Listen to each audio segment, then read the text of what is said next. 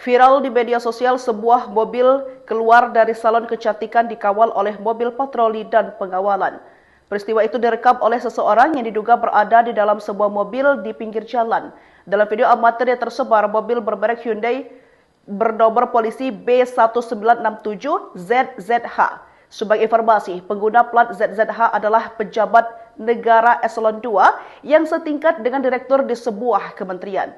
Sebelumnya, mobil itu keluar lebih dulu menuju jalan raya untuk mengawal si mobil. Perekam pun mengaku terusik dengan kejadian tersebut sebab mobil dikawal itu mengganggu pengguna jalan lainnya karena harus menunggu keluar dari salon. Emang ke salon harus dikawal, kata perekam video. Belum diketahui kronologi kejadian tersebut hingga saat ini. Peristiwa itu direkam oleh seseorang yang diduga berada di dalam sebuah mobil di pinggir jalan. Dalam video amatir yang tersebar, mobil bermerek Hyundai Palisade itu bernomor polisi B1967ZZH.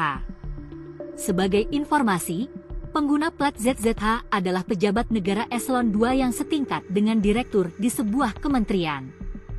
Pengguna plat ZZH adalah pejabat negara eselon 2 yang setingkat dengan direktur di sebuah kementerian, tulis akun TikTok yang membagikan video itu.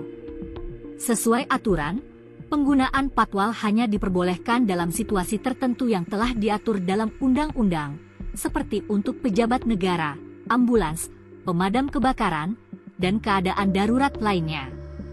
Jika benar digunakan untuk kepentingan pribadi seperti ke salon, hal ini bisa dianggap sebagai pelanggaran prosedur. Sebelum mobil itu keluar, mobil patwal lebih dulu menuju jalan raya untuk mengawal si mobil. Perekam pun mengaku terusik dengan kejadian itu.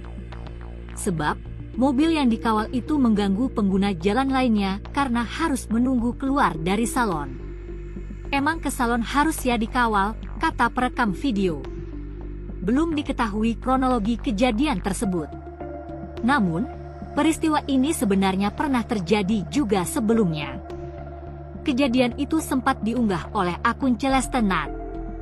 Publik dibuat geram dengan postingan akun Celestenat yang meminta pengawalan kepolisian cuma demi pergi ke salon untuk memasang nail art. Ia mengunggah momen saat ia dikawal patwal diduga di jalan tol.